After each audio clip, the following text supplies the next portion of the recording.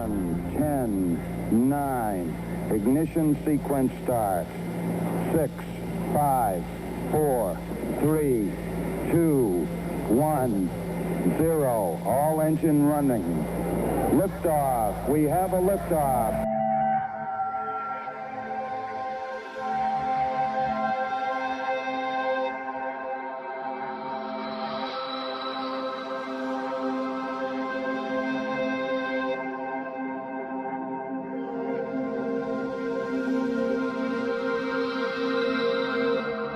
You're listening to Goof On Radio with Rich Giordano.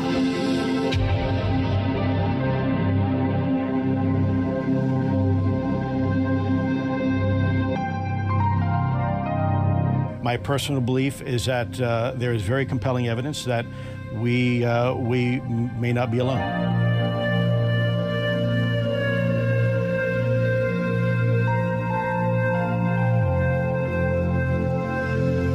There has been and is an existing presence, an ET presence. It's not going to make a difference. It's not going to change reality.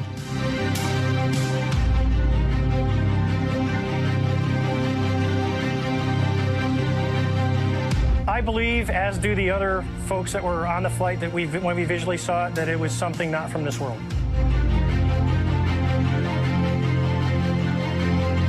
Goof On Radio.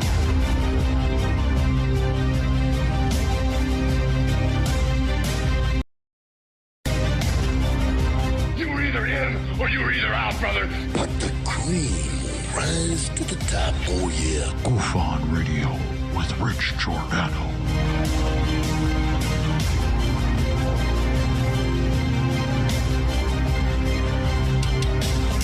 I occasionally think how quickly our differences worldwide would vanish if we were facing an alien threat from outside this world.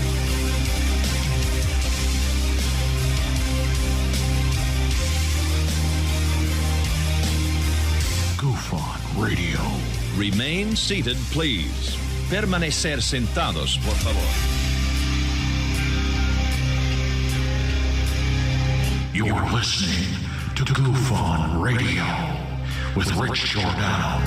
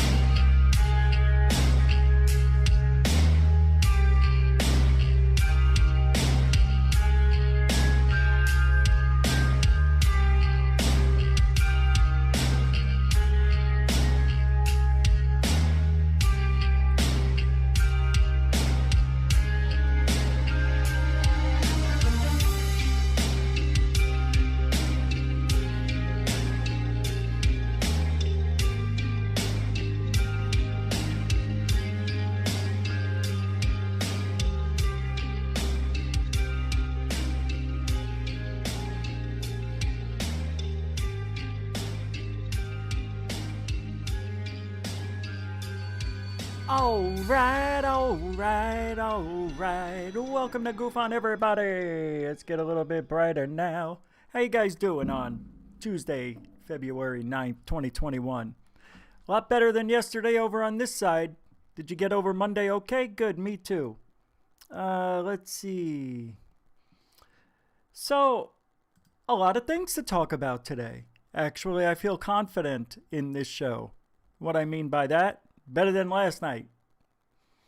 I don't know why people... It's weird. I thought last night was a total failure, and a lot of people said it was good. So, I appreciate you saying that, you loyal listener, you. But things are going good.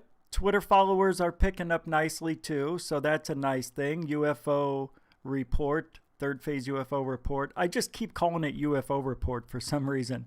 That's doing well. I appreciate you guys supporting the sister channel at Third Phase of Moon. And we like to welcome everybody to both channels and all affiliates. You know, 1028 Productions, Spaced Out Radio is part of the panel on Third Phase as well. And Dark Hour Paranormal, Apollo Asteria, Dr. J Radio Live.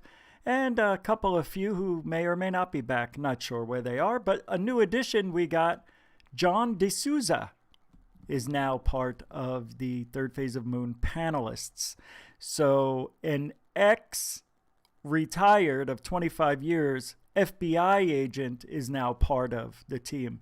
So yeah, I guess not as credible. You know, we're faking everything. And it's weird. There's only a couple of haters out there, but it seems like they make the most noise. Why we let these three people get to us? They don't get to us, really. I'm just saying. Why we even give them a place to talk? Like, why even mention them here? Well, because they boldly lie where no debunker should go at all. That wasn't bad, right? That was pretty good. Little Star Trek reference for those of you who have ever watched Star Trek. Let me put the old chat room up here for you. And I did a little bit of roll calling before the show with the texting. So let me sneak this in here and we'll get going. Here it comes. And there it is. So we got to get that lined up, and we'll just move this over, and now we're all part of the same team. That goes all over freaking internet. I'm not going to really do much. Hey, where am I? You're on top of it today. Very good. Very good, producer. All right, so let's get started. Now, the title of the show is this. Another show about UFOs and conspiracy theories. Asswell?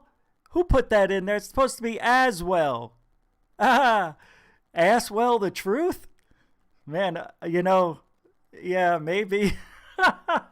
That is a idea. I thought I noticed that when the show was starting, and I'm like, did that just say Asswell? That just said Asswell. It did. Check it out. I must have been going fast. I did that as the show was starting. All right, let's fix it real quick.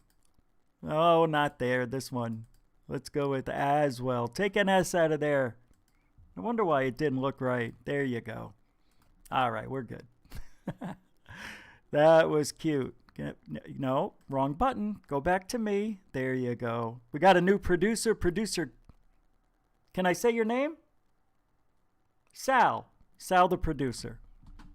So we got producer Sal over there, who's now running the show. Doing a good job. We had a lot of training yesterday, right? You didn't even know the guy was here. He's one of us, too. So let's... what do we start off with today? I want to talk about... I'm not even joking. Oh, all right, let's talk about it. Oh, we already did. No, that was yesterday's show. I was so prepared, I'm unprepared. You ever have one of those days? It's like everything's like laid out in front of me, but I never picked an order. Hey, Johnny Garcia with a $5 super sticker says, keep it up. And it's a working out pair. Nothing better than a pair that works out. No good? All right. So if you did see the title of the show today, it's... I wanted to talk about Frederick Valentich, and I'm not sure if I'm saying the name correctly. Thank you, Johnny Garcia. Very mucho generoso, by the way. Frederick Valentich, I don't know how this guy can still be in the news every now and every year. You know, we make the rounds, and the same stuff keeps coming out. But he reported, he was a pilot, and he called in to the tower saying, I see a light. I don't know what it is, but it seems to be following me. Now I'm paraphrasing, but I know the story well. And as a matter of fact, I have the story right here. Where is it? He took off on Morabin Airport on the evening of October 21st, 78. I was only 10 years old. His destination, Kings Island in Bass Strait. It was only a 90-minute flight away. The round trip should have taken only a few hours. While Bass Strait had a reputation for treacherous flying conditions, the weather on the 21st was clear. Valentich, while only 20 years old, had already logged significant flight time and was considered a capable young pilot. I need a drink real quick. So this guy's just making a trip to right through the Bass Strait.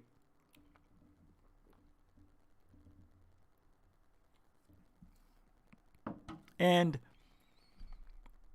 he planned a quick hop to the island to pick up some friends, get some fresh seafood, and then return for a family reunion later that evening. Little did anyone know that Valentich was about to fly into history.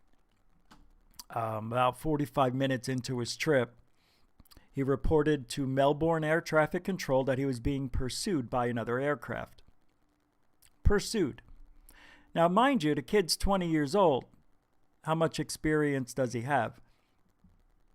Probably a lot more than most people at that age.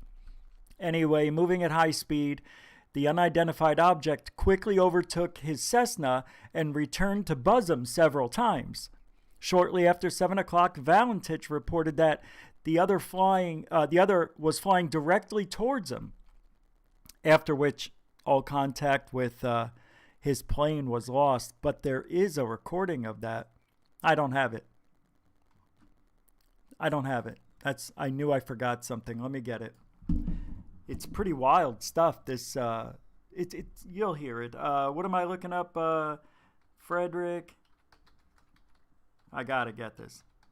Here it is. I didn't even have to type the rest of it in, and it's recording. Let's see. Let's get I can't use that one. Can we use this one? I think we can use this one. I gotta make sure. How's Nick? Nick good? Nick Crowley? Somebody has to. Here it is. Audio transmission is what I was looking for. Yep. No. No, that's a different guy, man. That's weird. I know. I do see audio, but if I play it, it's a copyright thing. I gotta look for somebody I have. Oh, here it is. No. All right. I think I got one here. Yeah, I don't know, guys. Let's see. Yeah, I guess let me just go back and just grab it. I could always... What are you going to do? I know it doesn't matter. I don't care. Let's just... Anyway, if you hear it, I just don't like getting these things on me, man. I don't want any red dots. You know what I mean? I don't want any dots. All right, let's try this. Let's see if this... In a stunning admission to federal investigators, the pilots of Northwest Airlines Flight Control gave strikingly similar accounts. No. They denied... No, it's not it. This is a way... I found it. All right. Here it is. You'll hear it. This is Delta Sierra Juliet. Is there any known traffic below 5,000 feet?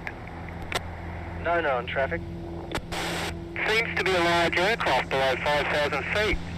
What type of aircraft is it? I cannot confirm. It's four bright, seems to me like landing lights. The aircraft has just passed over me at least 1,000 feet. Yep. That's it, but I want you to hear the end now. It's just vanished. That strange aircraft hovering on top of me again.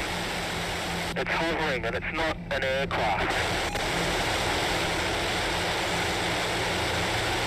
It's hovering and it's not an aircraft. Pretty intense.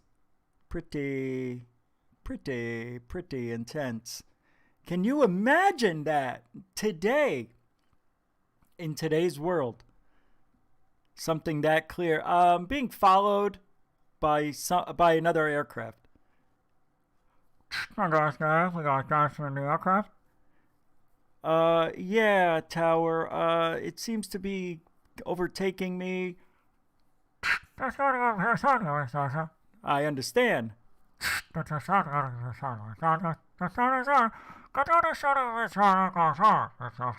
UFO. He died. The guy crashed. And I'm not sure if they found, did they find the aeroplane? Let's see. He'd always had an interest in flying. He started flying, taking lessons as a teenager. By the time he was 18, he already obtained his pilot's license. So the kid's got some years. He would take flights to Morabin Airport using old RAAF training plane. As he built up his experience, he wanted to join the Air Force or become a commercial airline pilot. By 78, Valentich had attained a Class 4 instrument rating, significant for someone his age, and had 150 hours of flight time behind him. Not an expert flyer by all means. 150 hours is 8,000 hours. That's what they say makes you an expert. Hey, I don't make the numbers. So, halfway, he sees this light. He radioed back to the tower and reported nothing out of the ordinary at first, but visibility was good and all that stuff. But he asked if there were any other aircraft in the vicinity. Told that there weren't. Nothing on radar. Very common with UFOs. Funny, the years that go by, they tried blaming him. Human error was the cause of the crash. That he was chasing Venus.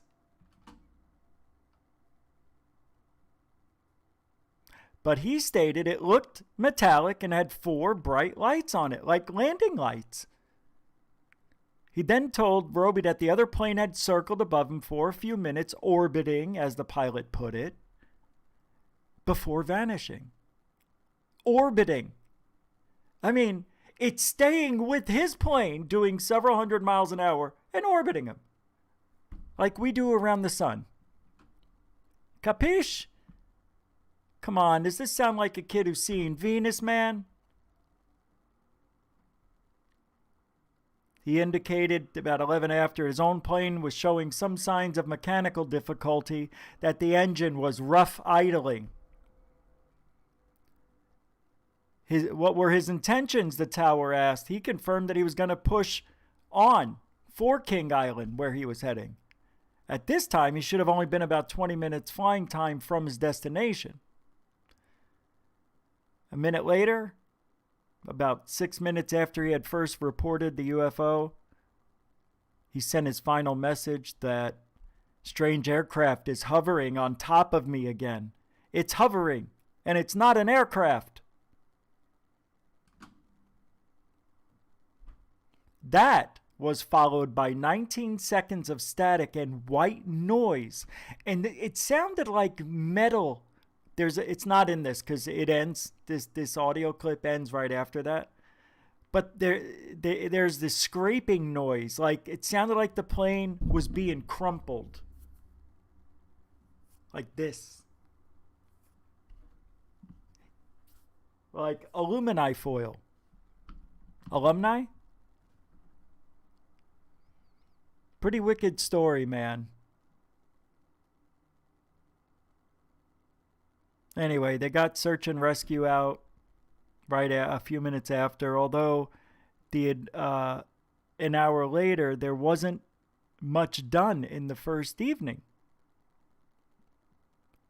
And the unusual nature of the incident and the pilot's own description of encountering a mysterious craft immediately before disappearing meant that the story would be headline news the following day, and it was. No wreckage or any other evidence would be found.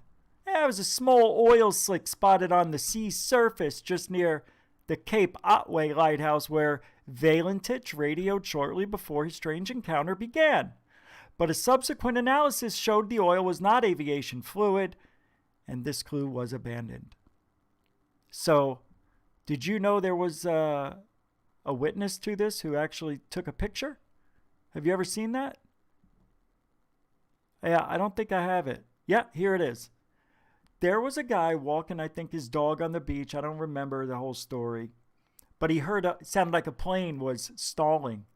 Had his camera with him. The sun was setting. He was going to get some pictures, him and the dog, man's best friend.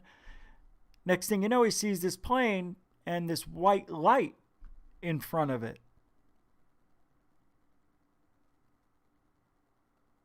Some people think that he even faked his own death because they can't find any plane parts. It's a sad story. This family went through so much crap. Well, your son wasn't. He really liked space. Everybody liked space in 78. Star Wars was out, man.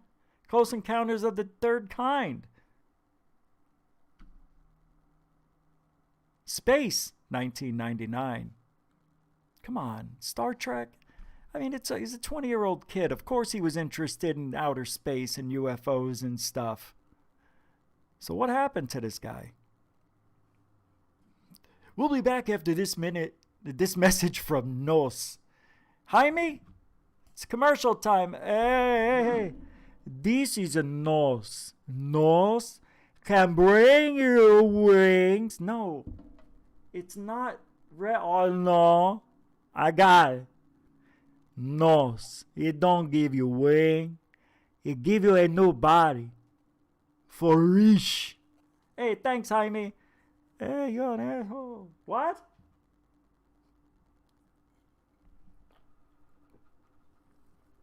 Nos. Makes you feel good. Inside. All right, back to the show. And if Nos is watching, I only need a case a month. That's it. A case a month, we got a deal. I keep doing those. What? My next commercial this evening is Lexus. You got to drive one of these cars, ladies and gentlemen. I don't have a key. All right. What would be the next commercial? It's stupid. All right. So Valentich. So what happened to this guy? Well, while it's unusual that no wreckage was found during the search, it was not thought of as conclusive evidence that he had not crashed into the ocean.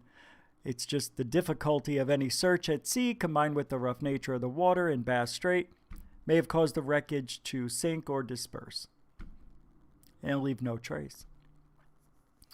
Another difficulty for the search and rescue teams was that Valentich's Cessna was small enough that it didn't show up on radar. What? Are you kidding? Wow, there was no way of verifying exactly where Valentich was prior to losing radio contact. Oh, I didn't know that. That's awful. Wait a minute. So how would they know if there wasn't an aircraft in the area? Where are you? Well, I guess they had his projected path. The search parameters were based around where Valentich said he was before he disappeared, nothing more. He could have been mistaken, and so inadvertently sent the search party off in the wrong direction. Some aviation experts have also speculated that the young pilot could have been confused or disoriented attempting such a long flight on his own. Come on! The guy, he's sharp as a tack. This is a smart kid with a high IQ. Fucking take responsibility. You know? Don't take away from the kid. We got to think about everything, Rich. I know I don't like it. He said he saw something, and it's not an airplane. He may have even seen his own, listen to this.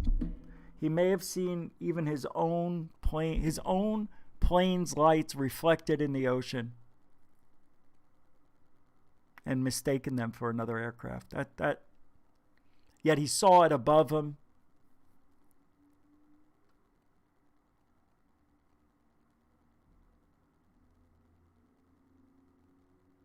So instead of accidentally misreporting his location, some commentators floated the idea that Valentich could have deliberately misled air traffic control and used this as a cover to disappear. At the time of the incident, Valentich's Cessna, which would have had enough fuel to fly another 800 kilometers, more than enough to get him out of the vicinity of the subsequent search, he could very well have never been in the vicinity of Cape Otway at all. But why would he want to take his fate? Like, why would he want to fake his own disappearance? Well, he was described as an amiable young man with no obvious reason for running away, and no evidence has ever surfaced to suggest that he landed his plane anywhere else in Victoria. So if he didn't crash and he didn't fake his own death, could he have been abducted by UFOs? Yes! Yes! What if... my eyes freaked out. What if... I forgot what my what if was. Oh, let's continue. So on the evening of October 21st, Melbourne plumber Roy Manifold was driving along the coast when he stopped to take some photos of the sunset. All right. At around 6:45 p.m., by his estimation, he claims to have seen a large object emerge from the water several hundred meters offshore and then fly away at a high speed, quickly disappearing from sight. Manifold was able to snap some photos of this event, although they are blurry and inconclusive. The best known of these is produced here. Let me show you.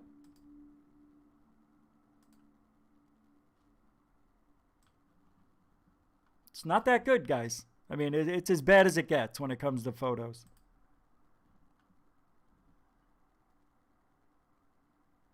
Blurry, but it's there. It's there.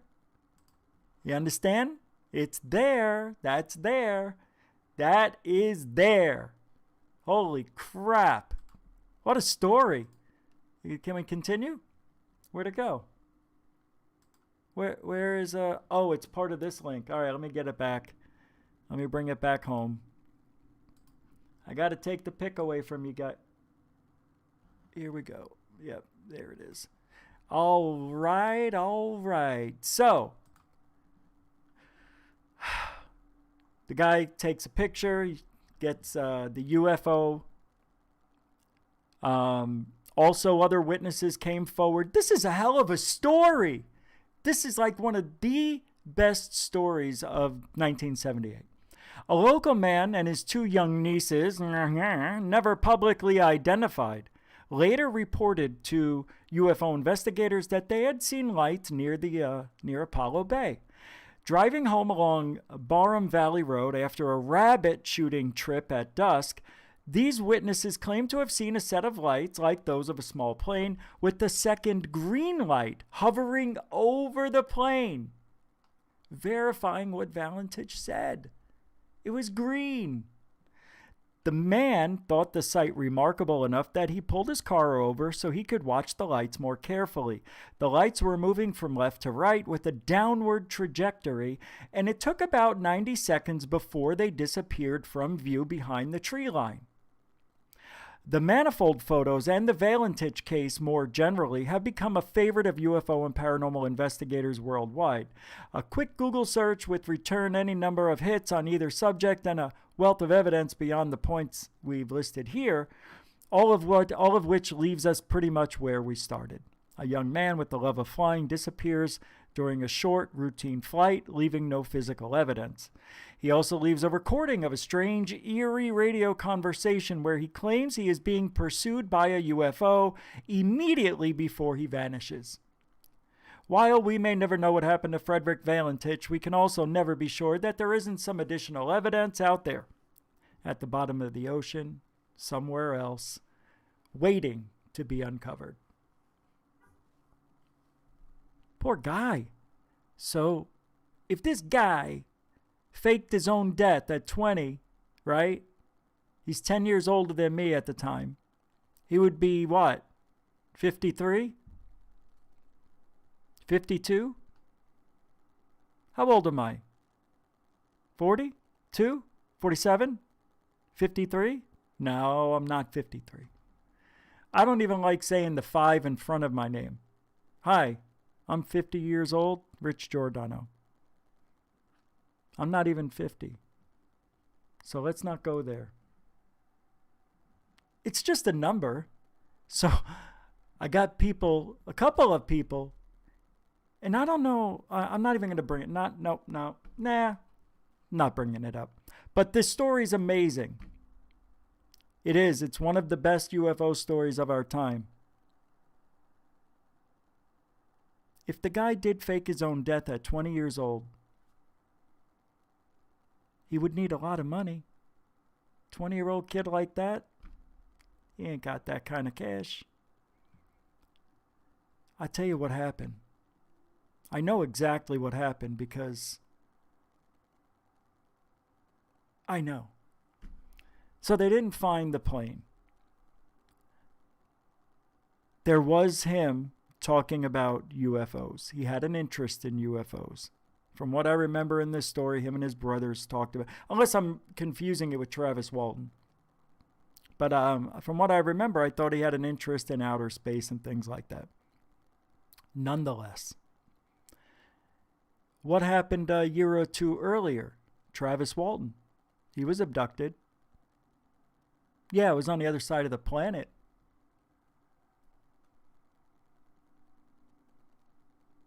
So what makes you think that this green object that we have photographic evidence of coming out of the water? By the way, that UFO photo was better than Tim McShillen's Batman balloon. That was so much better. And that's why Valentich's case is so important. What happened? I think the UFO was checking him out. Maybe it's been checking him out for weeks or months or whatever it is. Whatever the case is, this guy was targeted by the UFO. It did one of these over him as he's flying, probably around 200 miles an hour. It circled him. Then he says it's not a plane. And we hear static. And if you ever hear the other part of it, you hear what sounds like crunching or scraping metal, like high-pitched metal, almost electronic-sounding noise. And then it cuts off. It's a wild case. Anyway, good for him. He made history. He's dead, but he made history. Good for you, Valentich. He would still be a young guy today. That's a shame. I'd like to know if he lived what he saw, man. That'd be wild stuff. Wild, wacky stuff. Mary Hall, you sent me something great. And I appreciate this.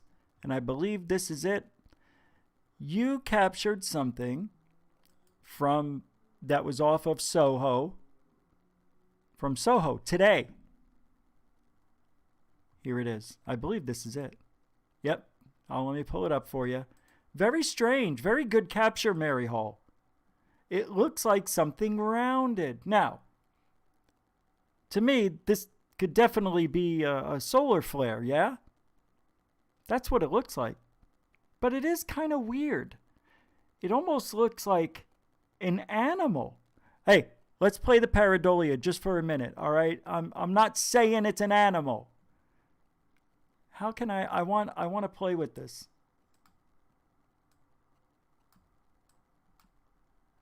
Here's an eye. Here's the mouth. Here's a horn. Or it's part of a wing. This is a window. It's got a smiley face. All right. So I'm thinking this looks like a dragon. Look at this. This is weird right here. You can see some patterning right there. Like, it looks like the neck or whatever this is attached to. Doesn't this look like a craft? And these would be the lights in the front or windows. And this is the body. It's almost shaped like a shoe. But here it is. Could be. Looks like it may have swooped. Right? That's what it is. It's a craft. Do I think it's a craft? I don't know. Does it look like a craft? Yeah. Is it? I don't know. But look at this. If you look at the bigger picture, this thing looks like it swoops in. You could even see lines that are equidistant. Like it came through some sort of tunnel, like a portal. Holy crap. What if the sun really is a portal? Look at these. It looks like archways. You could even see what looks like a shadow underneath. I know I'm getting crazy, right? Rich is losing his mind. No, I'm not. I always thought this way. I just never talked about it. Now, I don't care. I think it's cool. I like the possibilities of this picture, Mary Hall. Good job. Great job. It's pretty wild stuff up there at the sun, right? Don't you think? The sun's pretty wild. Can we get that down? Now we got 2 of them up. We don't need 2. Don't need it. Thank you. Here's a little video. Let's play this. Got a couple of videos. Let's break it up. Yeah, it's Mr. MBB 33333, but I think this is an older one. This one was sent to me. Did somebody send me this? No, I don't think anybody sent me this. I think I found this. If somebody did send this to me, was it Helen? I can't remember, but I'm going to play it. Give yourself a pat on the back for this one. Video slideshow I put together of something very unique in the sky that Whoever sent this reminds me of what was observed back on November 30th from San Juan, Puerto Rico. A beam coming down Puerto Rico. from the sky. I've got 4 different photos from Croatia of that very unique observation. But first, here at the website, checking out the Schumann resonance. All in all, pretty quiet. Got a little bit of activity in the Schumann, and I think that's from a witnessed by several people. There's several videos circulating. I hate these. I hate these more than anything you can ever imagine. Because 99.98% these are airplanes. Very rarely will this be a UFO. Because you can tell by the sky already. I don't even have to look. The sun is setting to the right, and it's hitting this at a certain angle through the atmosphere, causing it to look orange. That's all it is. It's an airplane, and it's either over or under focused, whatever you want to call it. It's the angle of the airplane spewing out all its chemtrails, contrails, whatever trail you want to call it. That's all it is. Of this thing flying through the sky. I looked at it up close. Of course you did. To be honest, it looks like a possible triangle craft. See right there? There's the leading edge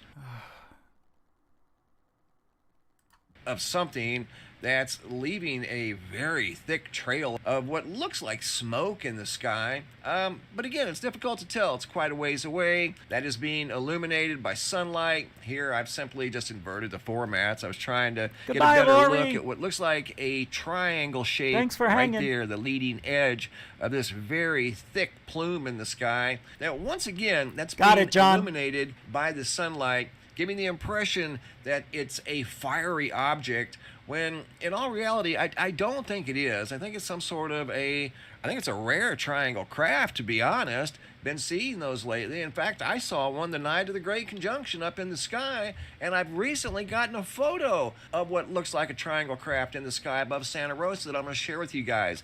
But that's how I interpret this, guys. To me, it looks like a triangle craft. Could be space debris. If you've seen the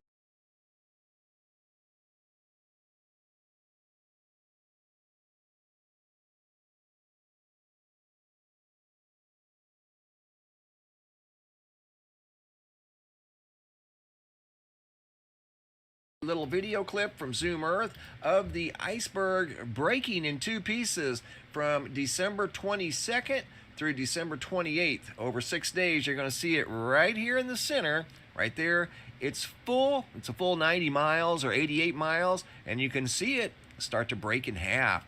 I don't know what broke it in half. Doesn't seem to be anything there. Oh, God, he's so stupid. Yeah, it could have hit something. Could have hit the ground. Imagine that. I wanted to talk about this thing. We talked about this, but there's a reason this is in my collection tonight, and I'm pretty sure it has to do with these other lights that we're seeing. Now over to Croatia, where I've received 4 very unique photos of something in the sky off in the distance, and this occurred on December 21st, and this looks like this would have been just before the Great Conjunction. I'm not saying this is associated with the Great Conjunction, but something's going on over here in the sky. Why am I playing this? Didn't I have it? Oh yeah, because of this. This and there's another video that I have from, I was going to play it. Somebody recommended it. I think I was talking about it because he talked about it. I got so many things up, I got lost, I think. It's okay. It doesn't matter. You guys are smart enough to know. Remember this? Yeah, he was going to talk about this too. It's so weird. Are those sky jumpers? I mean, look at that, how clear it is. Are these smoke boots? You know what I mean? Oh, shit. Oh, I thought I was muted. Holy mackerel. Not yet. Yeah, I mean, it's really detailed. This is a weird one. I mean, I want to say it's those parachuters with the smoke boots on. I'm not so sure. I would rather say these are aircraft just because of how tight this is. Usually with smoke boots, it sprays over. You know what I mean? It goes, it fans out.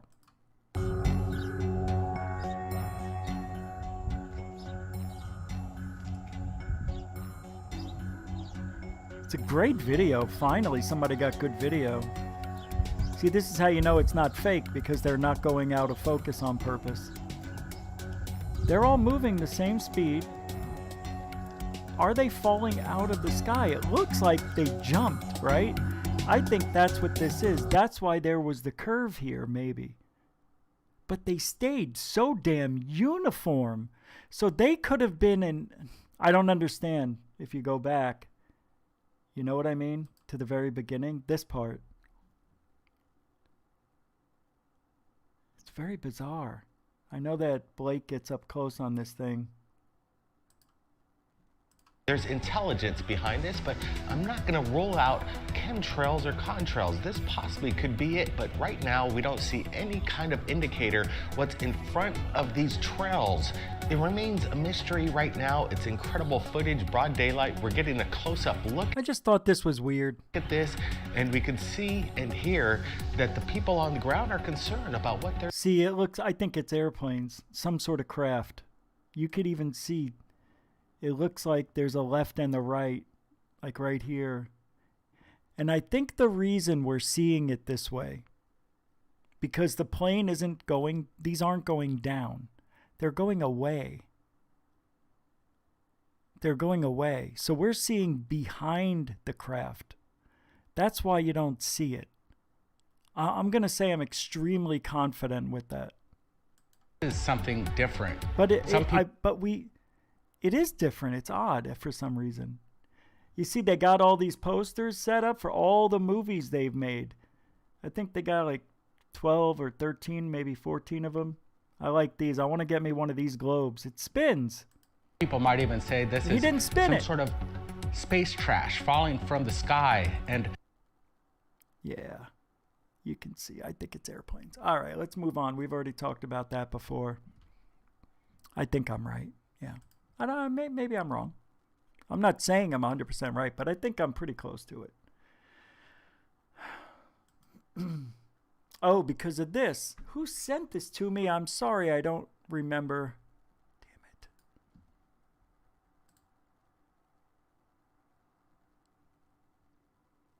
I think it was Helen. Well, whoever it was, thank you. Anyway. You know, sometimes you got to take a break, so. Oh! All right! I thought I heard the guitar come in.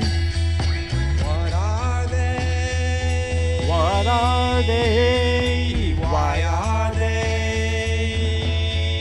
What do they mean? Come on, everybody!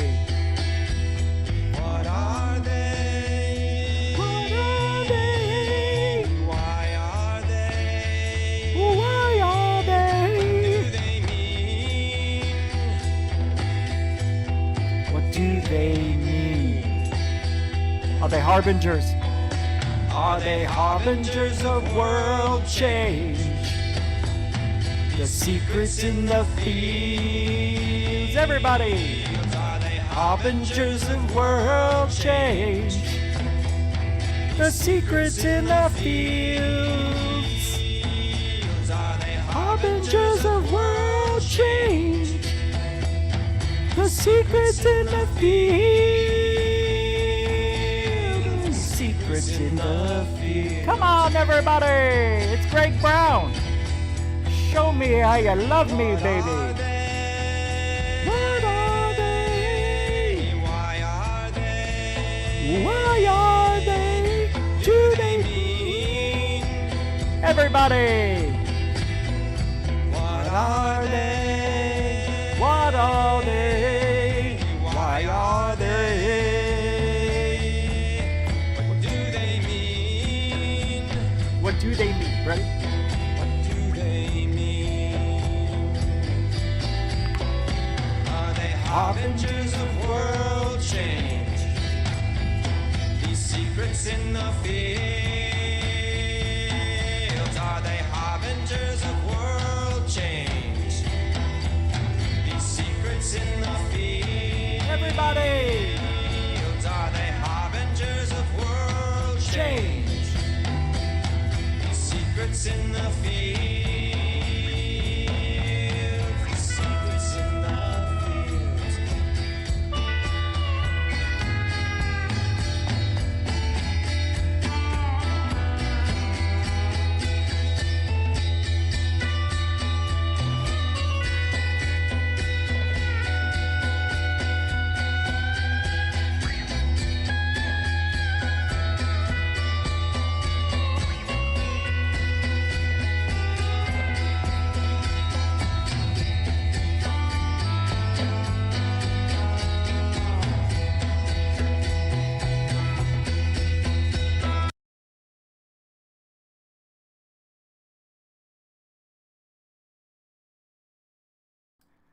The secret in the field. Was I muted the whole freaking time?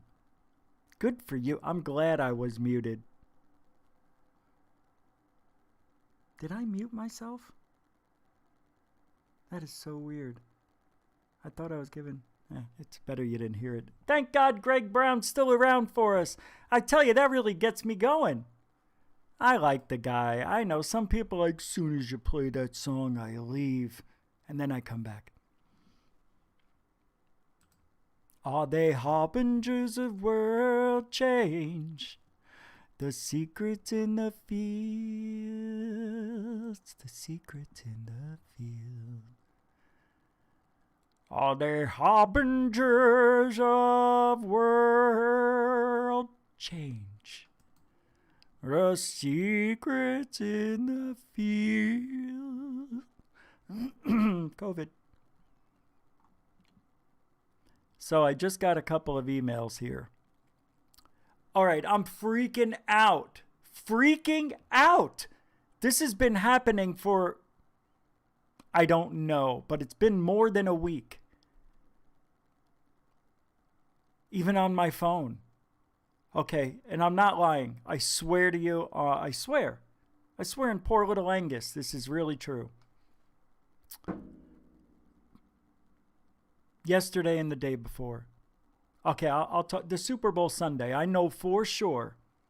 I had my phone with me, and I usually do all the time. I'm on it, half the day. And I looked for people on Messenger to chat with, maybe say hi. I had time, Super Bowl Sunday. And I go back, and I didn't see any new messages, really, I go back and I see a message from Dark Hour Paranormal.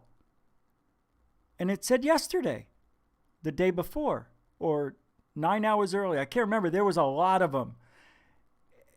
And then as I'm scrolling through it, I noticed all these new messages popping up. And I don't know if you've ever turned your phone off at night and turn it on and all the messages go ding, ding, ding, ding, ding. That's what started happening. And all these messages came in from the day before. Emails, Twitter, everything. Just happened now. While I'm sitting here, before the show starts, I always look for new emails and things that I might be able to play. Okay? Mary Hall was the last one, and that was at 10:14 a.m. today. I just got 5 emails came in. And they are from 113, 232, 442, 457, and 248. They just came in. Right now. telling you. I'll go on Twitter sometimes and I'm like, wait a minute, I was just here yesterday. Wait a minute, why are my, like, especially on the weekends, I noticed that weekends, Facebook and Twitter, it seems like the messages from the weekend are gone on Monday. And then later on in the day, they appear. And I'm like, where did all my messages go? I know I had a plethora of messages for you. Anyway, I'm not saying it, but that's just not normal. Anyway, very strange. All right, let me get back to where I was. I was just thinking about that and I got thrown off. Okay, let's see. Okay, these are cool. I'm going to start getting into future technologies on this show. And not every night, but maybe a couple times a week, I will show some new technology that may be coming to a store near you or your local military. Tonight's no different, because this is how we're going to start it with the robot exhibition. This was from CES 2020, the coolest robots and incredible gadgets. So I'll play a couple of these, and we'll take a look at some cool tech that might be coming your way. Hey, not only we do UFOs, the paranormal, ghosts, and channeling and things of that nature, we do it all here. We're not experts. The only thing I'm an expert on is balloons. That's it. All right, let's get back. Here we go. I didn't watch this yet, so I don't know what we're in for, but I liked what I saw. So we'll just play a couple. This is from last June, and it's from a channel called Pro Robots. The link will be in the description after the show ends. You know, give or take 20 minutes. I have to load it. All right. I believe this is it. Several robotic solutions at once. One of them was a home-built robot ballet, which many compared to the BB-8 from Star Wars. Small, round, rotating robot knows how to navigate in space and combines the functions of a voice assistant, surveillance camera, and control center of the smart home. You can talk to him, give him tasks. This robot can also notice something that has been woken up on the floor and call the robot vacuum cleaner to clean up the garbage. Its capabilities will be constantly expanding through artificial intelligence and scaling the system of smart gadgets. The unexpected... I could see this. Holy crap. I got lost. I was watching it and I forgot to... Damn it. That would be weird, having that ball follow you around like that. You know, here's what I like about that. I would like it because I don't have a dog anymore. And I think when you lose a pet, this may be a business idea for somebody listening. You could have sympathy pet. And you program it. You could call it, you know, I would call it Angus maybe. Just like I call my drone Angus. It's Angus 1 and Angus 2.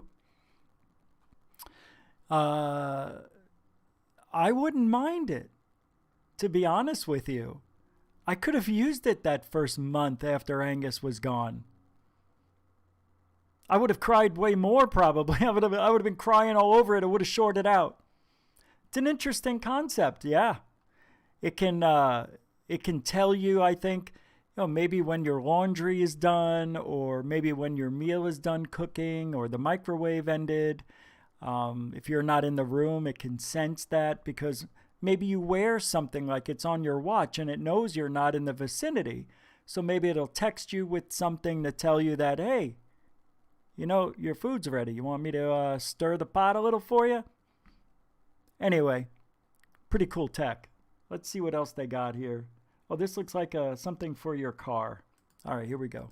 Interior and on the Vision S case, there are 33 different sensors and detectors, which monitor cars on the road, potential interface, and other objects around.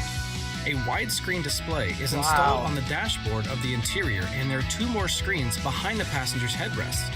The maximum speed is 230 kilometers per hour. With acceleration to 100 kilometers an hour, it only takes 4.8 seconds. What? Other characteristics are not disclosed. Wow, that is gorgeous. See, that's my type of car right there. That interior was badass. Wow. Let me tell you, man, cars are getting cool. I like driving, so I appreciate seeing something. This is knockout cool, man. Look how clean it is. Yeah, cars are badass, and I don't think it costs that much money to make a dashboard like this. Can't be expensive. I mean, they say it is, but it really isn't. It's plastic and wires. That's all. And it can book. It can, like most cars are judged 0 to 60. Like 0 to 60 in 6 or less seconds is pretty fast. This can go 0 to what? 65? 60? Is that 60 is 100 kilometers? Oh, okay. 4 seconds. That's pretty fast. 4 point whatever. Nice. All right. Well, you know, I can't play all of this, so I just played a little bit. Pretty cool gadgets coming around your way. I mean, we can skip through here and try to take a look. Looks like they got some sort of buffet service that follows you around. Oh. Completely crazy and fantastic AVTR concept, a new bionic, self-driving electric concept car that describes it as an extension of your own body. That's cool. Name is not in vain. Cool. I can't. Fast Hemi machine is cool. Cool. I knew you would say it was cool. Amazing. Anyway, that's our tech segment for today. Now, we're going to go over to Amazing Stock. 12 most mysterious discoveries scientists still can't explain. These are, I don't think I played this. Did I? I did?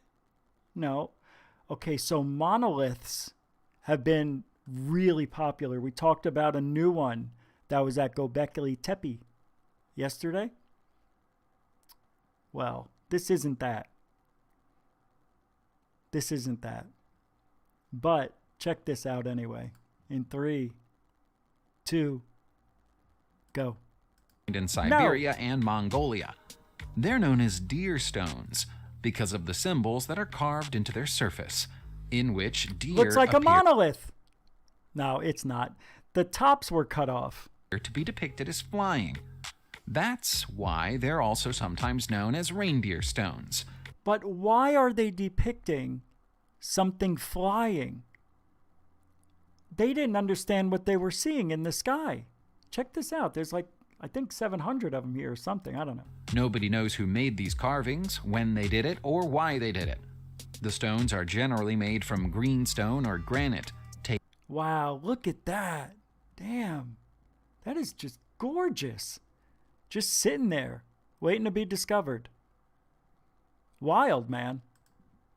Taken from the surrounding area and are at least 3 feet tall, although some are far larger. Almost all of them have damage to their tops, implying that whatever was once on them has been deliberately destroyed. Yes, something was on top of these. So you have to think. You've got these things, right? They're 3 feet tall. Hear me out. And the tops, I think, were landing ports. Landing ports? And people have their little cars. They could land on top of it. Probably that Flytech car we saw yesterday on Third Phase of Moon. Speaking of technology, you guys got to check that video out. Now, there's been some... hold on a second. Because I think I'm going to put the link up. Let me see if I can. Yeah, here it is. Here's the link. I'm going to play this. This comes from Pro Robotics. Wait, isn't that what I just played? That had to be just a coincidence. I have it is the same thing, Pro Robots. Oh, I must have looked at it. So, B. Baker, this is where it's from. It comes from this place, and it's at the end, the car. Let me show you. See? Just to let you know. Oh, you leaving, Johnny? All right, bud. Thanks for hanging out for an hour, man. A $10 super chat. Thank you so much, Johnny Garcia. That's 2 for you. Thank you very much. Super generosity, my friend. Thank you. Seriously, thank you. Because anytime you support Goof On, it goes right back into the show. So thank you. Have a good night, man. Anyway, I'm not going to play the whole video here. I'm just showing you that this is where it's from. I'm sorry, I didn't enlarge the screen. Here, Pro Robots. See? So. Receiving heavy scrutiny amongst experts is the Russian fighter Aeromobile without wings or propellers. It's a development of the startup company Cyanex. The creators of the fighter claim to have developed a new aerodynamic scheme, maneuverable and safe for use in the city. The compact robotic car will be fully autonomous and occupy a standard parking space as well as accommodating 2 passengers with their luggage.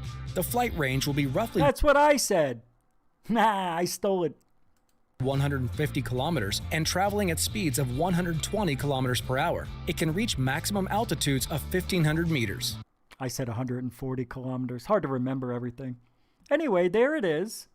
Nobody knows what the technology is behind this. Isn't that crazy? They're not telling anybody. Was this good, B. Baker? Was this okay? I mean, does this kind of verify that it's not a BS story, in your opinion? Yes or no? Yes, it's good. No, it's not good. Oh, I don't see you here. I see you said something a long time ago. All right, well, I'll email it to you. I just wanted your opinion, that's all. That's why I'm asking. Guys, doesn't this, because there were some people who thought that third phase of Moon was making this up because they couldn't find a link to this story. Well, here it is. And I kind of want to say, you know, to third phase of Moon, I'm surprised you didn't put the link in the description. Why wasn't that put in the description? It'll be in my description. All right. Yeah, it should have been in the link to their description. I don't know why it wasn't. They have their reason. I'm not going to question it. I would never question anything they do unless I think something is CGI. So they still have these haters out there. Talked about in the beginning of the show, but that's not what this show's about tonight. We've already done too much hater shit. Let me tell you something. I'm not even going to tell you that. Anyway, let's get back to work. We got a lot of show to do. That's only an hour. We're running into the second hour. Let's see. Shelly says, I feel like I should still be 25 or 30 and still have the wisdom and experience of a 57. Yes, 420 is Miracle Med. That's why I think Big Pharma keeps it back some steak most sick. Logan's Run vehicle. Yes! Renee Cruz, and that's what it is. It reminds me of the Logan Run. I need a fan on.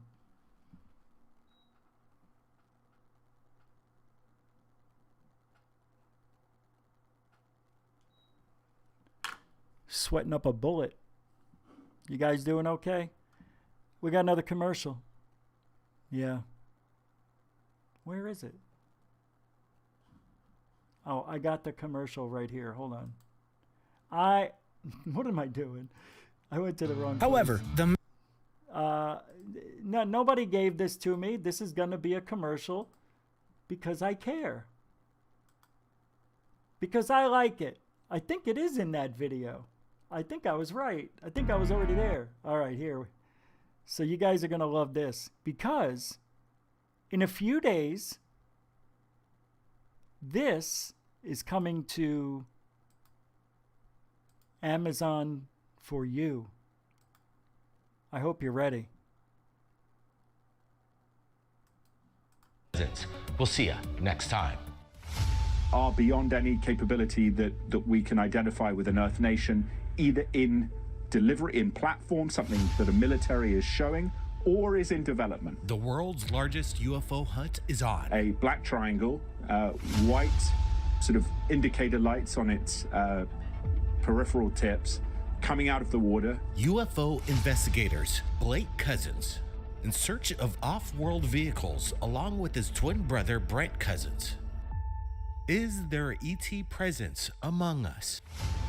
In search for the truth, disclosure is happening now. The UFO Report has the largest archive of the best UFO videos from around the world. Hidden secrets waiting to be unlocked. Incredible UFO videos captured around the world by the public. Underwater UFOs, which behave in ways that science can't explain. If you ever wondered whether we're alone in the universe, the answer is here.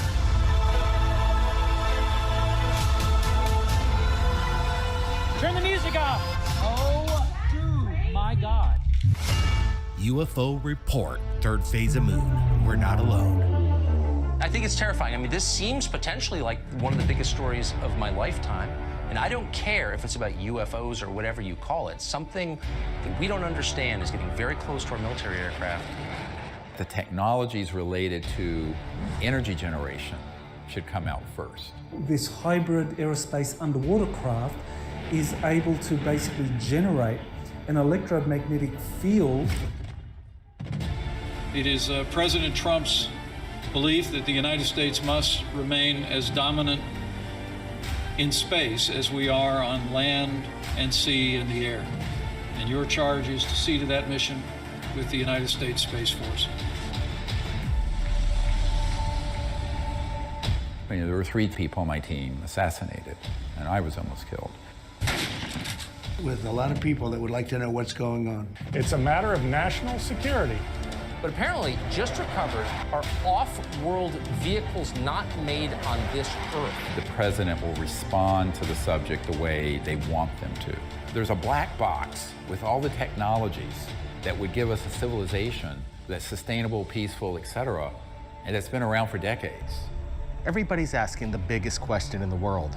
Are we alone? Look, it's holding, it's just stalled out there. The narrative that's being launched, which is a false narrative, is that we're not alone and that those civilizations are a threat. The problem is that the public has to be informed and involved. It could be a brief statement saying, hallelujah, I'm finally vindicated. I'm not completely convinced they're gonna let this stay like it is. But the people who are surrounding that level of our politicians and government are not told. Like the movie Independence Day, where Will says, let's go kick alien butt. Countdown to disclosure, February 16th. It's going to be incredible. I believe that's a 1091 Productions, too. Cousins Brothers made it, but they're putting it out on all streaming places. That was the new trailer for Countdown to Disclosure, and, of course, UFO Report, which is what Third Phase UFO Report is based off of. So go to Amazon for all those episodes. There's some really good ones. They're all good. Just some people are just weird about Third Phase of Moon, and I get it, but it's been 5 years. Get over it. All right. COVID. So let's go strong here in the last 50 minutes. Pretty good show so far, I have to admit. Pretty good.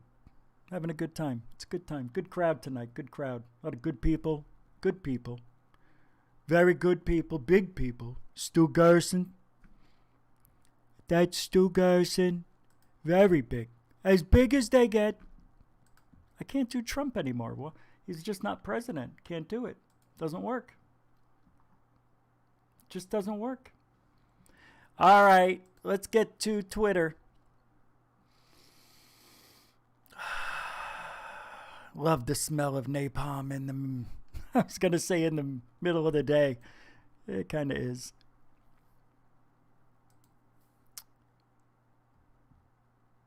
I'm going to check out, somebody sent me a video. Let me see what this is. Oh, they're saying they'd like to hear my thoughts on it. All right, I'll have to do that after. I can't do that. Thought it was for the show. All right, let me get, what's that? No, let's get back to the show. All right, nothing to do over there. Oh my God, I have so much stuff to talk about. Let's go. All right. Mind reading may be possible. How shitty would that be, though? That would be the worst thing on the planet. A mind reader. Wouldn't it? Wouldn't that be awful? You can't get away with anything, and you can be accused of everything. You ever see that that Twilight Zone movie? Sorry, let me go back. The Twilight Zone TV show, the original, where the person was able to read minds, and they go to the bank one day, and they get up to the teller, and he can read minds. So he goes up to the teller and he makes a transaction, and he hears the teller say, "I'm going to rob the bank someday." And he turns around and he goes, "What did you say?" And the teller goes, "Huh?" And he said, "I thought I just heard you say something." And the teller said, "I didn't say anything." And he walks away, and the teller goes, "All I have to do is grab the keys at 3 o'clock, and by 5 o'clock," and he hears the teller talking about how he's going to rob the bank. And he turns around and he doesn't see his mouth moving, and he's reading his mind. So I'm not sure how it goes, but I think later on in the episode, he goes back to the bank, and the teller's thinking about ways he can go on Fridays. I could, and when it's a holiday, I could come back in here. I can rob the bank blind. And he's listening to him, reading his mind. So he calls the cops on this guy and tries to get him arrested. And I don't know how it worked, but they wound up finding out he was really going to rob the bank. And he heard the guy planning it. And they caught the guy either with the key in his pocket or something. That would suck if somebody could read your mind. And it can play both ways. You could be imagining doing something in your mind like, "Oh my God, I hate that guy so much. I'm going to, whatever." And somebody hears that and they're like, "Oh, that guy said it." And they're like focusing on your brain. And you're so angry at this person that you're thinking these deadly thoughts, and they think you're going to do something bad. A lot of people would be accused of a lot of things that didn't happen. So mind reading is extremely dangerous, and mind reading is worse than being invisible. Being invisible would be the second worst thing. Because being invisible, people could still bump into you, right? So it'd be harder for you to find. But mind reading, you could be sitting right there looking at somebody, and they wouldn't know it, but you're reading every thought. Imagine the advantage that you would have. Job interviews. You can hear the person saying, "All right, just shut up. I don't need to hear anything else." And then you shut up. "Hey, you got the job." "I got the job." "I didn't say you got the job. I thought I just heard you say I got the job." "All right, you got the job. See? I did get the job. I knew it. How'd you know it? I read your mind. Get out of here." And then you're working for this company, and you start reading everybody's mind. You know where they are. You know what they're going to do. You know what their deepest thoughts are. You could get a lot of people in trouble. Or you could make them eat out of the palm of your hand. Now, imagine if you could stay alive for 20 million years. Forget about it. You know what would be number 3 on that list? Reading minds invisibility, and what would be the third? If you had something that can really trick people. I don't know if this would be a 3. But don't you think if you... Because there's like 10 people on the planet that remember everything they see. Could that be an awful threat? Could that be better? That's not like being invisible or reading minds. But I have a video here that's going to explain a little bit, because I can't play the whole thing, on how mind reading could work. Hey. 24 is going to tell us. So let me get you over in 3, 2, it goes. 42 here. 42. The human mind is a truly remarkable organ. Through it, we're able to remember things from the past, imagine things in the future, create new ideas, watch enlightening YouTube videos, and order pizza. We're even able to use it to communicate through language, which, if you think about it, is just a collection of weird pictures and sounds we've agreed have some sort of special meaning. But do we really need language to communicate? They almost got me. They almost got me. You do need language to communicate. Unless you could read minds.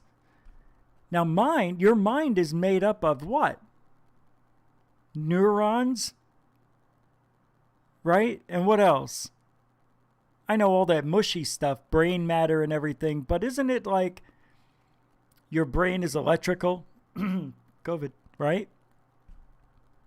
So if your brain works off of COVID, electrical impulses, then shouldn't it be true that if you could figure out those impulses that happen inside your brain, that you may be able to manipulate thoughts in such a way that you could read other people's minds? That means you would have to literally connect with them on a personal level, just like the movie, the Pacific one. What's the one with the big monster robots? That movie. All right, let's hear what 42's got to say.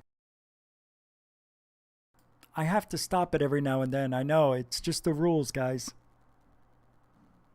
Communicate? Couldn't we save a lot of time and energy by simply reading each other's minds? You may think the answer to that question is an easy no, but some revolutionary scientific evidence says yes. How? I know that it's possible for... Isn't it... there are some... Damn it, I'm just not a science guy, obviously, but isn't there some molecule or some atom that has been proven can go into the future almost? Isn't there something like that, that it predicts the future? All right, well, let's hear. Humans do have psychic powers. But before we get into the sciencey part, I'm going to prove it to you. I want you to choose one of these 6 cards. No need to touch it, click on it, or smell it. Just focus on your card intently and commit it to memory. Now, look deep into my eyes as I prepare to enter your mind and find your card. Wow, it's pretty crowded in here. I said 10 of diamonds. Do you really think about all those... Wait a second, how's that even possible? Puppies? Okay, I've got it. Look at the screen again. It's gone. And you'll see. Your card is gone. How? How? How? Why? Why? How? I hate that.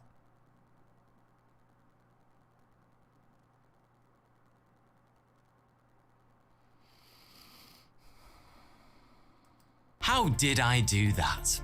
Well, cynics might say it's a cheap magic trick stolen from a cheesy 80s magician, but screw them, they're just cynical.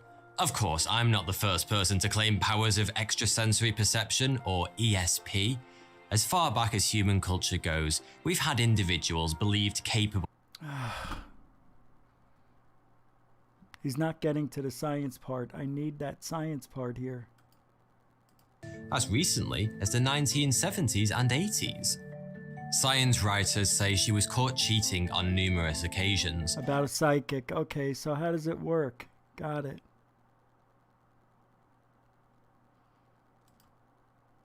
The exaggerated but ultimately misplaced feeling of certainty you get when you think you have the winning lottery ticket. The scientific interest in these types of abilities is known as parapsychology. I thought it was going to get right into it and explain it. I can't go any further.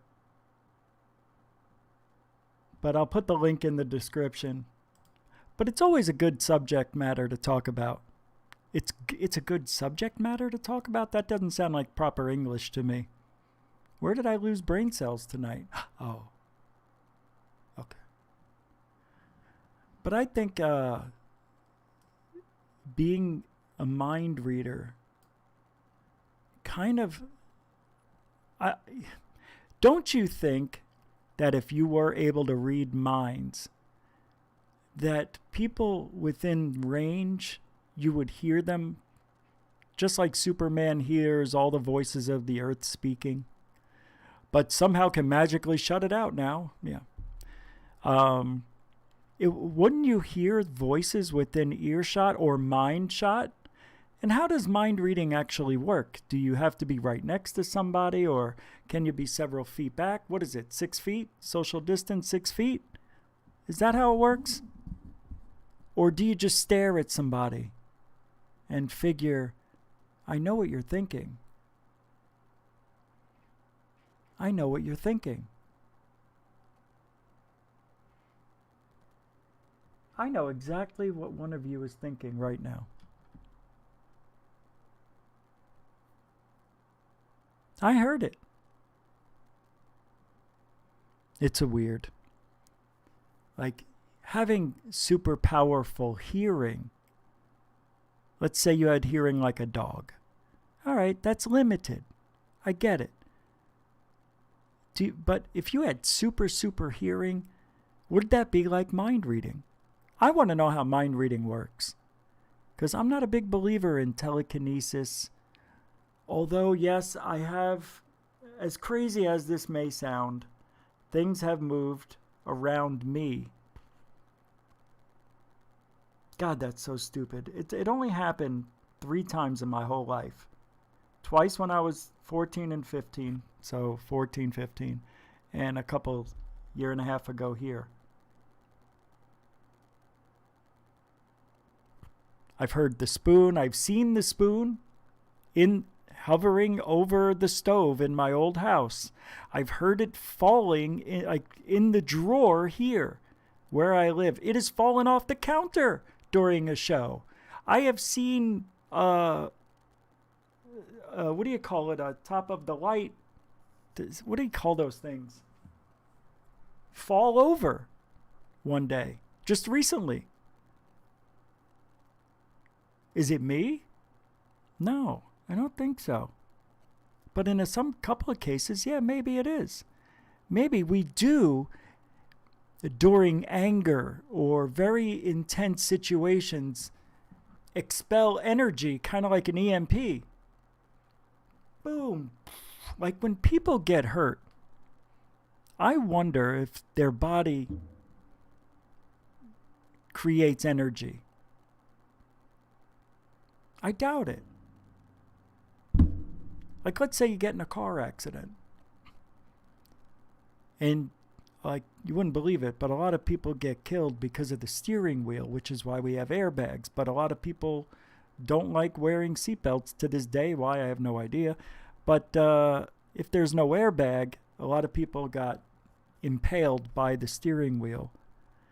It would be cool if we had some sort of shield that would come up, like if we get in an accident over 30 miles an hour. I mean, I was in a little fender bender, as if you don't remember, maybe 2 years ago.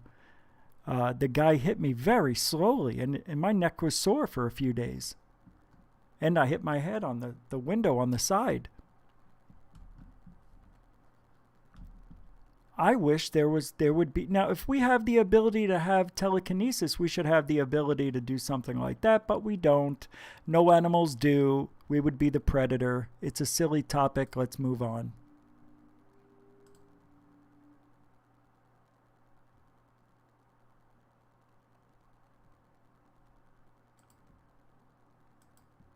What is this?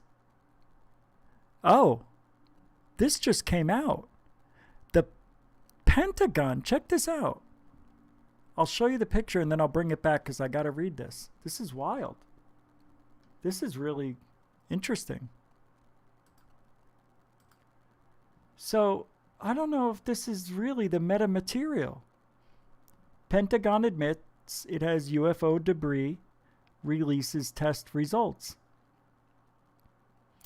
A stunning admission by the U.S. government that it possesses UFO debris was recently made in response to an FOIA request filed over 3 years ago by this author. Who? Oh, Anthony Bragalia? In a reply letter, the U.S. Defense Intelligence Agency has ended decades of speculation by verifying that UFO material has indeed been recovered. Whoa. Now officially referred to as UAP rather than UFOs. Some of this material was placed with a defense contractor for analysis and storage in specialized facilities, quote unquote. Incredibly, part of the information released discusses material with shape recovery properties, much like the memory material that they talked about in Roswell. And based on the documentation received, it appears that the retrieved debris exhibits other extraordinary capabilities. In addition to remembering its original form when bent or crushed, some of these futuristic materials have the potential to make things invisible,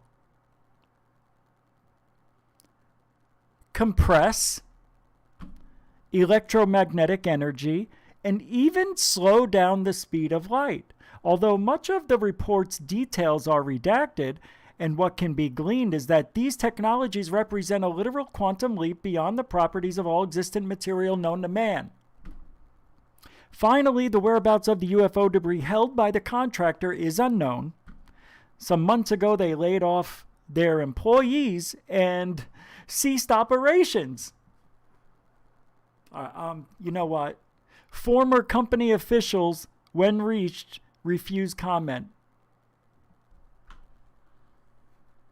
So what are you telling me? That the material's gone? That we don't have access to it? Is that what's being told? Are you shitting me right now? Seriously? Is that what's going on? The FOIA request, it was originally in 2017. There was the request made to the DIA, asks for the physical descriptions, properties, and composition of the material held by the government and its contractor, which we don't know where it is. The request is unambiguous in its meaning. It refers to UFO UAP material as physical debris recovered by personnel of the Department of Defense as residue, flotsam, shot-off material, or crashed UAPs or unidentified flying objects. The FOIA request can be seen here.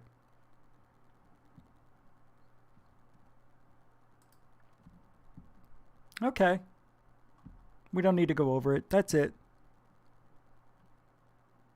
Interesting. Okay. Where are we? In their reply, the DIA amazingly agrees that it has documents responsive to the request on recovered UFO debris and its analysis. The program under which it was administered, ATIP, and their defense contractor, Bigelow Aerospace, has stored the material. They also provide some reports related to the possible applications of the studied material. The delays and excuses offered up during the years awaiting the FOIA request were many.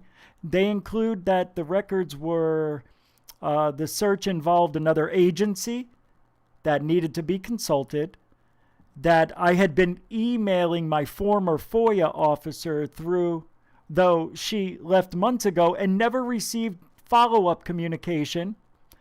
These are all excuses that delayed the progress of getting this information.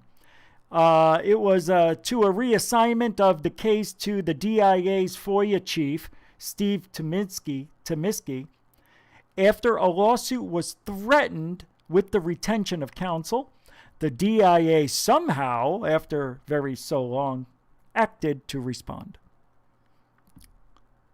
And they relate it to Roswell. They're talking how it's similar than the debris at Roswell, that if you can try to break it, rip it, tear it, burn it, flood it, the thing always went back to its original composition, its original size.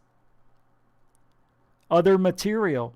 Extensive reference is also made to the study and application of what the tests called metamaterial, including that some of this material can be used to slow down light and even bring light to a complete standstill. It's implying the ability to manipulate the speed of light, electromagnetic energy traveling at 186,000 miles per second. Are you shitting me? The next one says, may induce invisibility by manipulating refraction, reflectivity, and increasing light absorption. The reports use terms like optical isolation and transparency and makes reference to a meta mirror technology. This is good shit. This is the shit. This is why we gotta smoke weed. You see? This is why we gotta smoke it. I gotta try to digest all this. Although we knew all about this, but this is really getting specific on the materials that our government supposedly has. And to me, this is amazing. It's telling us that they do have alien technology or alien broken technology. Remember, meta material, meta mirror technology. The next thing that these other materials can do, they have the interesting ability to compress electromagnetic energy. Are you kidding me?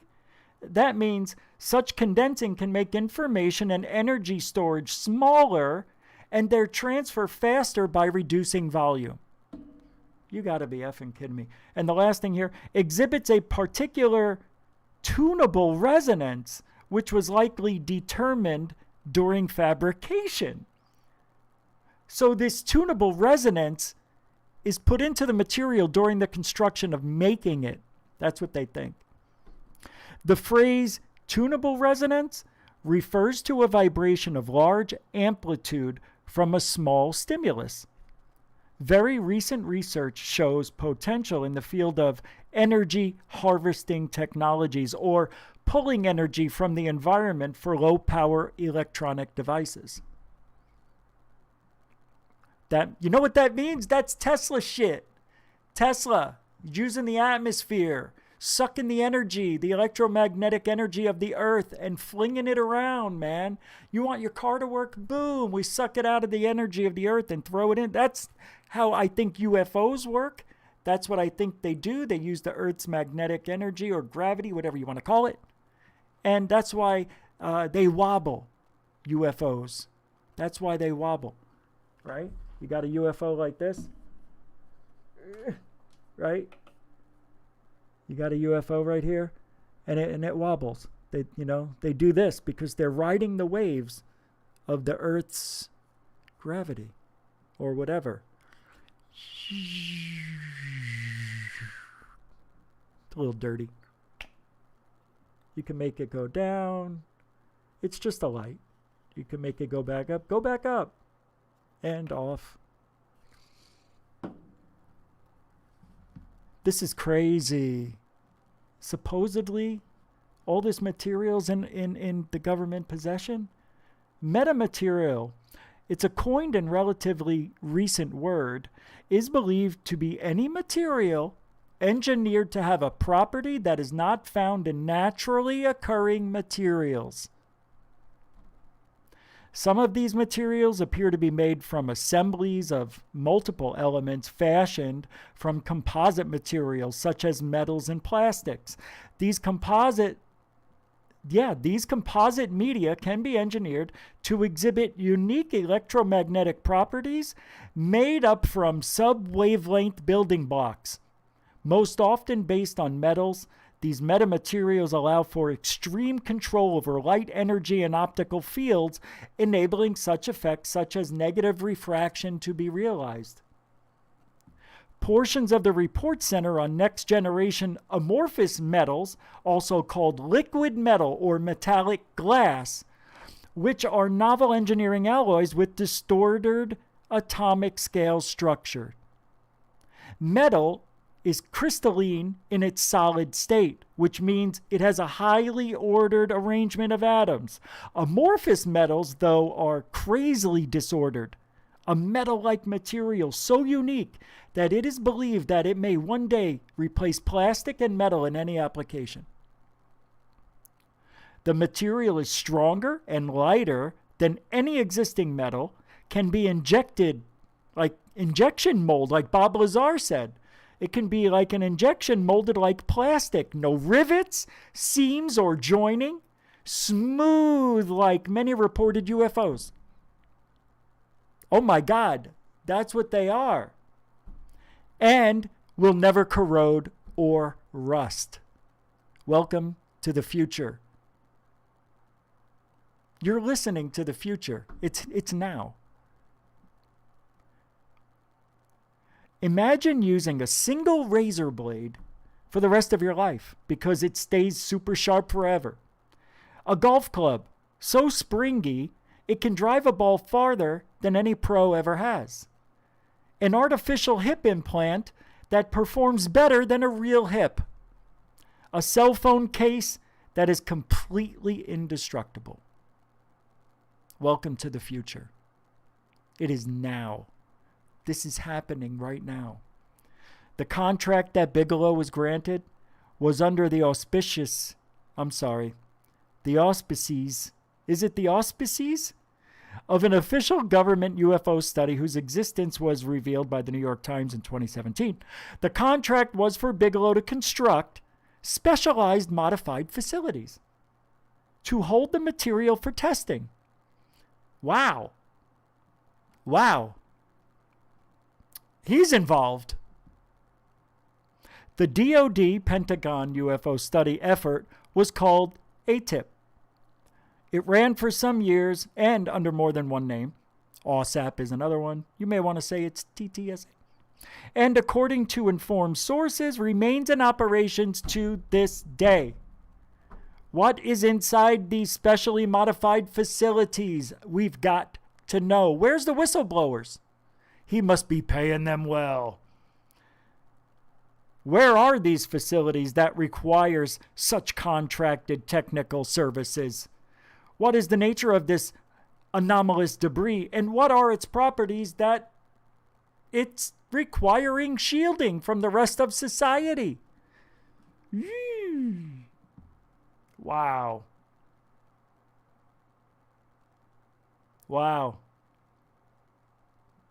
A letter was sent by the DIA to this guy who made this FOIA request here, acknowledging the possession of recovered UFO material and the involvement of a defense contractor, granted access to some technical information while denying most. Scrolling past the letter begins some of the technology reports continued in the second PDF below. So they go over everything.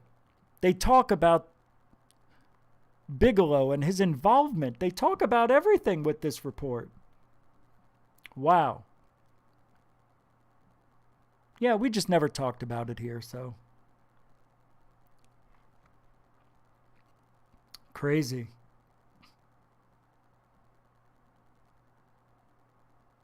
So that contract that Bigelow had ran for several years. ATIP, OSAP, all that stuff. So he's been involved forever, man. Bigelow is ufology. This is no joke. This guy's in deep. Deeper than we ever imagined. Bigelow, this is what's going on. This has got to be it. Bigelow's a billionaire. Okay. So let's say you want to hide some shit. You don't want this stuff being back engineered maybe in a government facility. But why would you want to have it in a private subcontracted facility where, and I would hope they would have the security to keep the enemy out?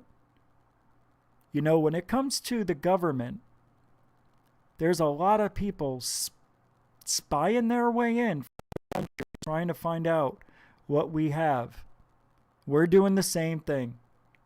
Hell, Elizondo did it on camera. He didn't care everybody was going over to Spain. What do you have in your UFO facilities? And the guy says, and what do you have in your UFO facility, Lue? Nice. Touche. Touche, Jose. Hey, you can't blanket a whole country with one name. You know what I mean. This is wild. Ufology's so freaking dirty. But what is the big deal? Well, the big deal in hiding it from everybody, because this isn't hiding it, this is telling us everything we need to know about the metamaterials that they supposedly have and are now trying to back engineer and make telephone cases. But can you imagine if they made something that is this light and this strong? You make your aircraft out of it. You make your spacecraft out of it. Imagine if this metamaterial got hit by, space debris, a little meteor fragment of something, a weapon. What if it can repair itself? That's going to be the future. That's the world we're living in. That is some good stuff right there. Metamaterials on display in Bigelow Aerospace. Some one of these secret warehouses where they're doing all this. It's amazing. It really is. So, what is this?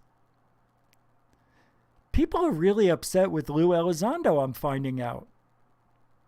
Because he doesn't tell us anything anymore. He says nothing, and people are getting frustrated. I found this today. And the guy says, he doesn't say anything. Him and Knapp had an interview on Coast to Coast. And this is what Lue said. Let me pull it up here. Oh, it's already? All right. I've heard stories from people who, under the previous programs, have knocked on certain doors and had the doors slammed in their face. If you had superpowers and you could kick in those doors, would you know where to look for pockets of evidence, for storehouses of information and proof? Oh, absolutely. I know exactly where I'd go. And first of all, there wouldn't be any doors at all. There probably wouldn't even be any walls either. I'm not sure if that's such a good idea, but I have a very good idea of what I would do to improve the process of the system in very, very short order. I'm not a politician. I'm not very political. I'm an operator. I'm kind of a point and click kind of guy.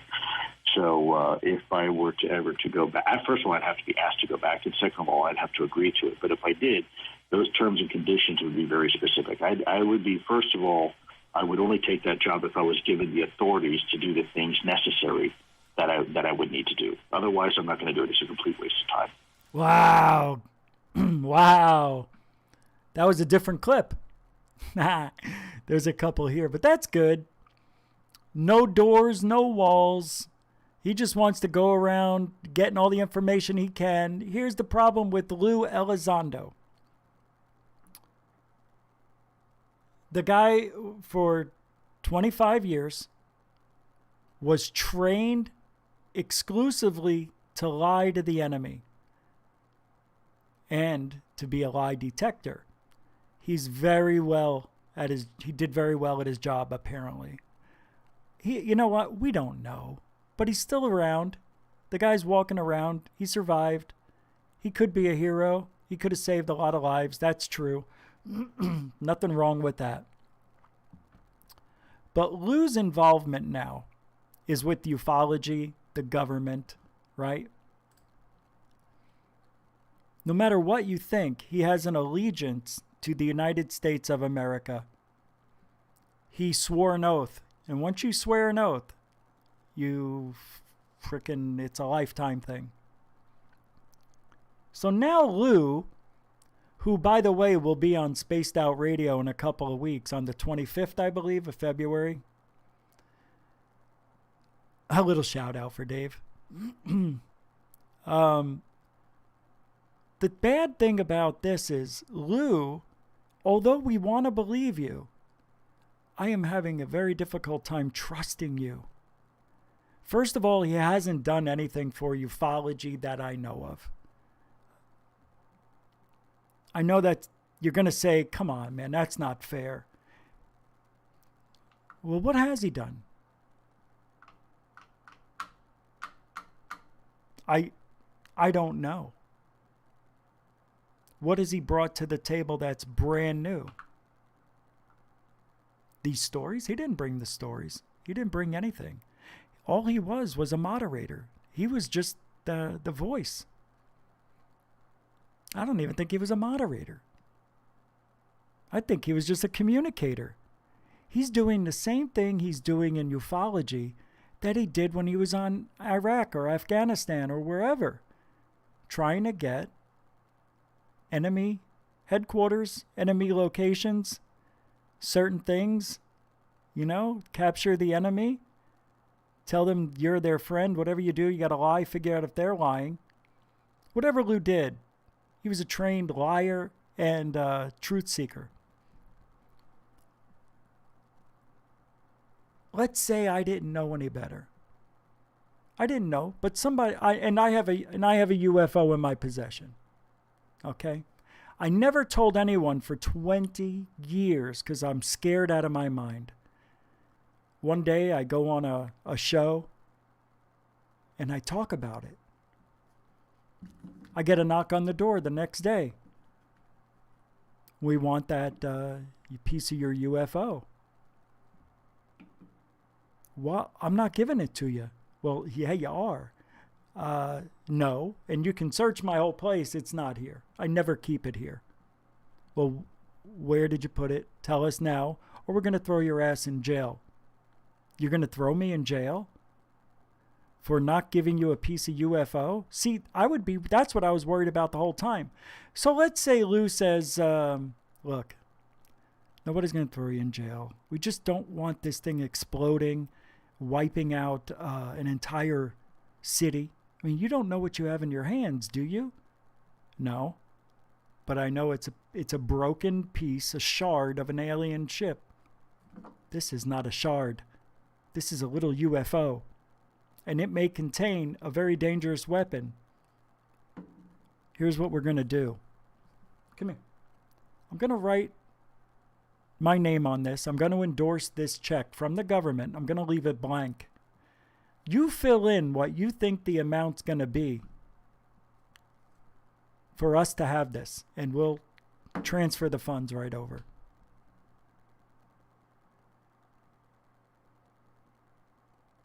You're serious?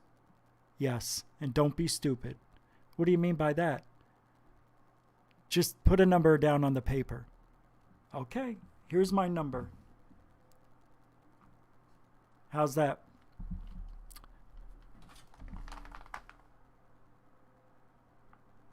I got to make a call, Rich.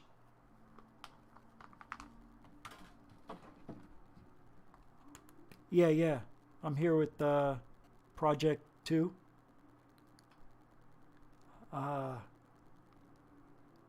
He wants $5 billion. What's the max at? Now, hey, if it ain't that number, I'm not doing the deal.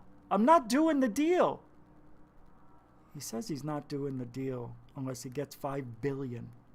You guys are going to make trillions of dollars off of this. What's $2 billion? $5 billion. Uh-huh.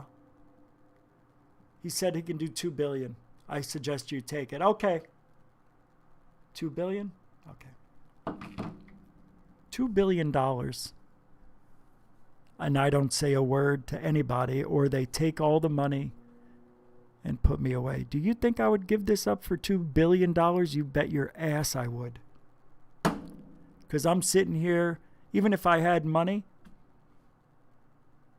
that's $2 billion. I could do a lot of good with that money. So it would be $2 billion for me. Here's the deal. You can't trust Lue. He's going to take that UFO evidence and run to his buddies with it. It will never see the light of day. That video that I was on where I said this is a UFO will be deemed a fake. I will go on. They will probably force me to go on there and said, yes, it's a fake. And I do it.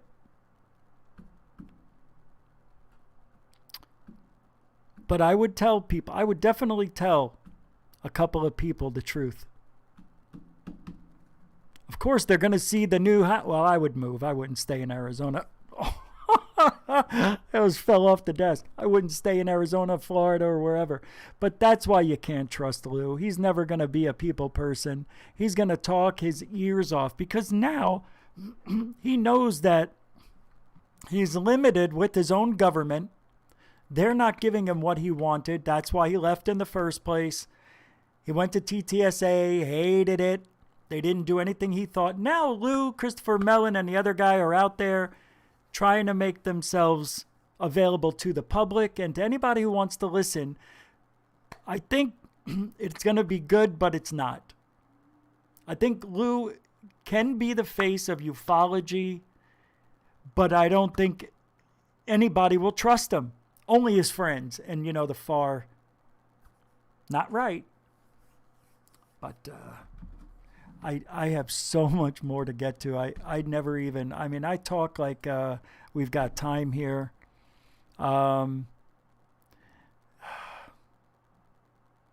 This was about consciousness. Yeah, that's why I didn't talk about it really. Let's see. Nope. Oh, I got something really freaking adorable. Can I share this with you? I am sharing this. This almost made me cry.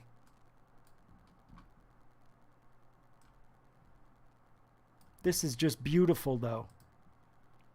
You ready? Watch how happy this dog is after he gets his new legs.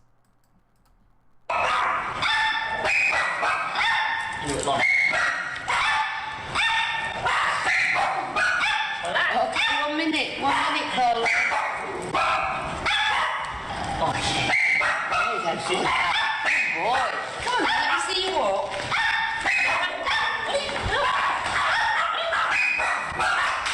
Aw, he's so happy.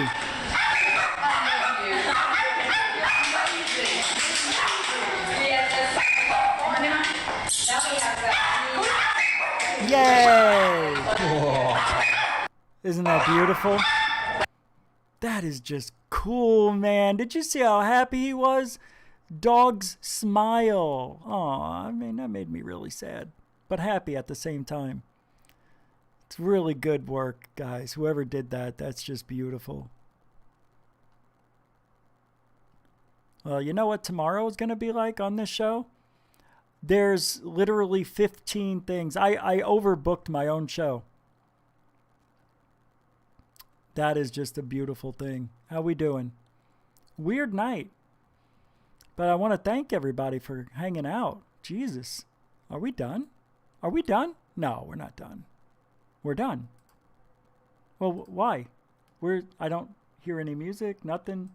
I don't hear the tick, tick, tick of the spider legs. Remember that movie? Ah, there it is. I knew I heard it. Hey, thank you, moderators and super chatters. Thank you very much for your time and generosity supporting Goof On, and for showing up tonight, veterans and newcomers. Thank you very much for hanging out tonight. A little better than last night. That's how I feel. But we'll be back tomorrow, 10 Eastern, 7 Pacific. Later on, probably tomorrow, I'm making a video. I was going to do it today, but I slept. But I think Third Phase of Moon might have something later on, a couple of hours. So keep your eyes open. Hey, if you ain't looking up, you ain't looking out for ufology. Good night, everybody.